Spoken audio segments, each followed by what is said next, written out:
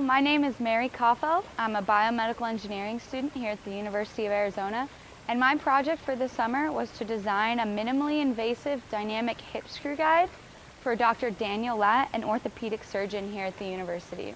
The original question for this project was, can a guide be placed on the leg rather than directly on the femur bone? Because the current guide that is used is placed directly on the bone, but that requires a very large incision in the patient.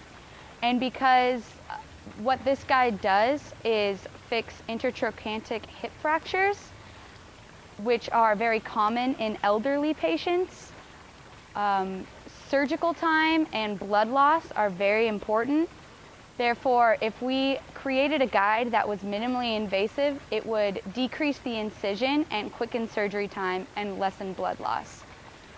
So what I did was I met with Dr. Latt and we came up with a conceptual drawing of how we wanted this guide to look. Then I translated that drawing into SolidWorks, a software that makes three-dimensional images. And then we 3D printed it with the help of Ari Nicolini, a PhD student here at the university. So far, we have completed our first draft of the guide, which is shown here. So what this guide will do, it'll be placed on the femur, and there's a lot of areas for adjustments.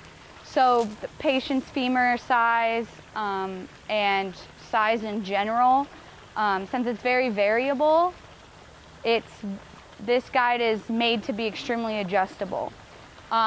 This is only one part of the guide. So moving forward, we are making the second part of the guide, which will slide along here, which will in turn slide up and down the femur. And we will also be printing it out of a new material that can be sterilized and used in the OR. So once we have 3D printed the final draft of the guide, it will be given to the orthopedic surgeon and he will see if it works in the OR.